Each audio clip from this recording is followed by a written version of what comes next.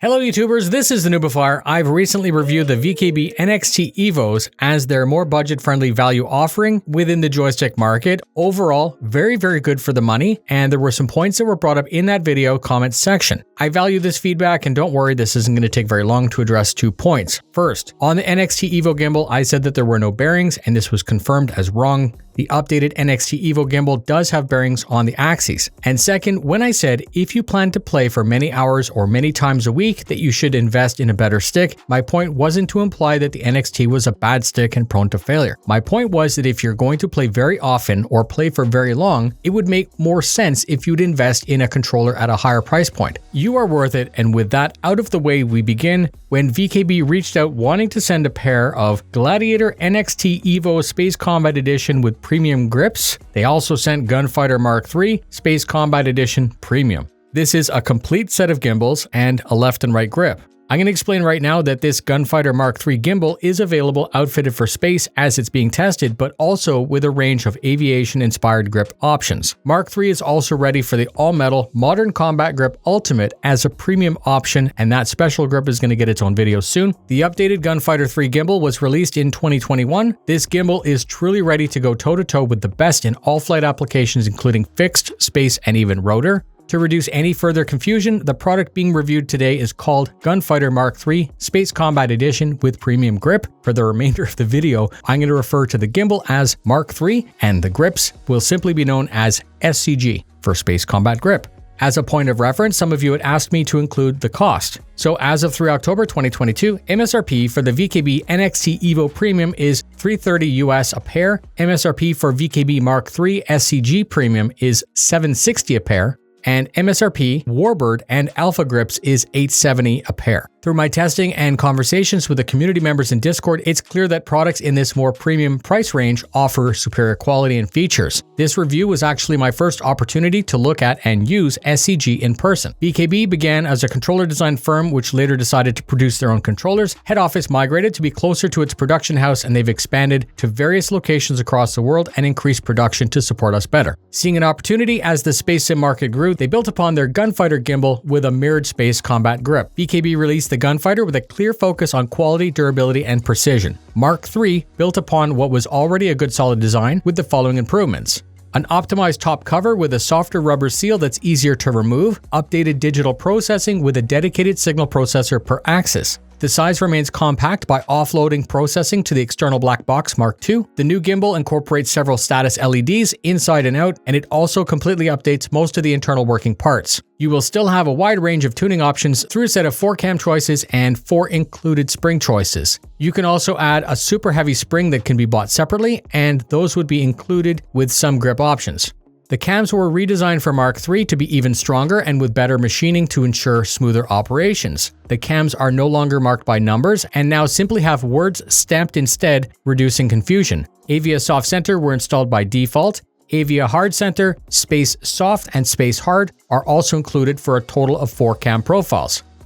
Spring number 20 is installed by default, and also included are 10, 30, and 40 for a total of 4 choices, and as I said, spring 50 is available. With cams, the term center is used to describe how pronounced the tactile hump is when returning to or crossing over the neutral middle. Soft center has a less noticeable middle detent than hard center. Avia-style cams have a more progressive profile, and space cams tend to be flatter and more linear. Linear returns a similar force throughout deflection, and Avia tends to return a larger force the further from middle that you push. These cam choices are extra levels of tuning that are not available on the NXT EVO. I do prefer a lighter spring combined with a minimal center cam, but I will often test new combinations as the flight model evolves to get the most out of my hardware. Also, I do not use the same cam choices, for example, when flying a plane, a chopper, or a jet. The point is that companies include these extra parts expecting you to take the time to tune this gimbal. When using very light springs, a thick rubber boot can actually change the feeling. So Mk3 has an updated dust boot, which is much more pliable, meaning that it's less likely that the user will feel its resistance. The Mk3 incorporates a beefier friction clutch. The friction clutch is a dampener mechanism which allows you to dial in your perfect controller better. It can be applied very slightly to control backlash when the stick is suddenly released, and it can be applied in moderation to provide the user a feeling of more weight in the grip. When used without springs or cams, it can achieve an omni throttle or a dead stick for helicopter, and these are two subjects that I will discuss in the future. The friction dampener is a very important feature, allowing one gimbal to be set up to suit many situations. I would like to discuss some minor limitations that I encountered. Because of the very compact design of the Mk3 gimbal, before any major adjustments or even minor tuning can be made, the grip should be removed and the gimbal must be mostly disassembled. There are no adjustable spring preloads, meaning that your tuning is limited to changing to one of the spring choices. To adjust the friction dampener, you must fully remove the top plate and the dust boot. When performing this fine-tuning, you could leave the dust boot off temporarily, but this once again involves removing the grip. These are minor inconveniences, as many of you will initially spend a lot of time tuning and then likely never touch it again. These inconveniences are also similar to other gimbals on the market. I mentioned the compact size of the gimbal as a unique feature. The Mk3 is actually very small, and this is achieved by relocating the main logic circuits to an external module. The black box is a very powerful part of the VKB ecosystem. Depending on its firmware, its functions are specific to the controller. If you buy several items such as pedals and gimbals, please keep track of which black box arrives with what device. My pedals and gimbals, for example, have identical looking boxes, but one is flashed for pedals. Thinking that they were the same, I connected my T-rudder box to my left gimbal. It took me a minute to realize what I had done, and I mention it only so that my mistakes can be avoided by others. I'm going to say VKB does have several programs that are used to do different functions such as updating, testing, and tuning. I did find this a little bit less intuitive when comparing to some others who have combined all of these features into one application. My overall impression of the Mk3 is great despite those very minor compromises. The construction, attention to detail, and engineering is superior and comparable to all others in this price range. The SCG is attached securely to the gimbal with a proprietary mount, and I mentioned the grip weight in a previous review of the NXT. The Mk3 SCG are identical to the grips sold with the NXT, meaning you can upgrade your NXT SCG to a Mk3 SCG for $25 per side with a kit. So many acronyms. This could be very good for those who want to save some e-waste and save some money when upgrading. So $588 to upgrade from NXT instead of $758, a savings of $170. Do the math yourself to see if it makes more sense to sell or pay the old gear forward and just get a brand new set for yourself. SCG is injected molded out of a very high quality ABS polymer. Oddly, I found when that was attached to this premium gimbal, the same SCG ends up feeling just a little bit more hollow, or perhaps feeling a little bit cheap.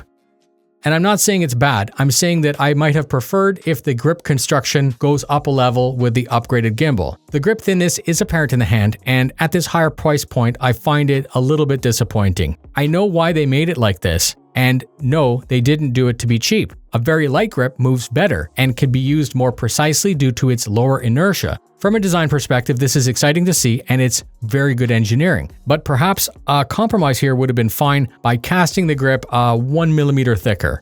I enjoyed using the grip. It's a really great performer here on the Mk3, exactly as I found during the NXT review. Very high quality triggers and buttons with a great clicky feel, a nice sound, and the hats have great error rejection.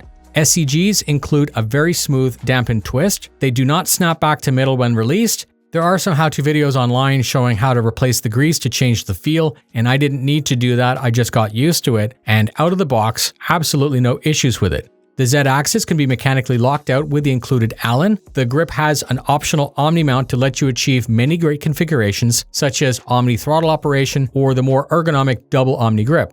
And if you have very large hands, you might consider skipping the SCG. I found them to be very comfortable and all the bindings are well within reach. No review is complete without a rundown of all the bindings, which are slightly different to that of the NXT. 1 and 2 are the momentary 2-stage triggers, and those can stack. 3 is the momentary red button. 4 is the momentary gray button on the grip side. 5 is the momentary gray pinky at the lower grip. 6, 7, 8, 9, 10 is the 5-position outboard hat. 11, 12, 13, 14, 15 is the 5-position central castle switch. 21 to 25 is the thumb-positioned hat switch. 26, 27 is the up-down toggle switch that's above the trigger, and like before, when pressing in on the mini stick, the red LED turns off and the mini stick becomes an 8-way hat switch. Press it again to toggle back to analog mini stick. For axes, the stick has X and Y, and then the Z twist can be locked out. The analog mini stick has X and Y, and once again I found this to be well sprung and very simple to be accurate with.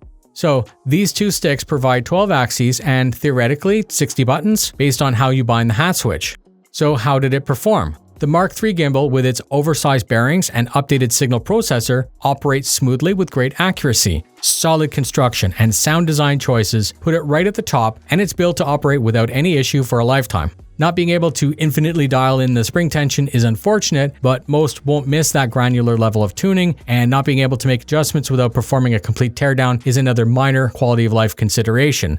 The single cam design is very strong and simple, producing more torque than Warbird if needed. Very satisfying to use, especially if you're upgrading to a Mark III from a lower tiered gimbal. If you're looking for a great performing gimbal with many included tuning options, a great sensor, diverse software, minimal footprint, and a friction dampener, then you should see this as a great alternative to any other at the price point. And I feel that that's all I would like to say about VKB Gunfighter Mk3 and the Space Combat Grip Premium. Hopefully, I was able to convey to you that I'm very happy to suggest it after the review process. We come to the end. I would like to say thank you for watching. Comment your comments in the comments, that's what they're for. I read everything and I value what you have to say. If you want a more detailed conversation, join the community Discord. Stay tuned as I have other topics planned having to do with VKB, including grips, throttles, panels, and of course some different configurations. Thank you very much for spending your time with me. Fly safe.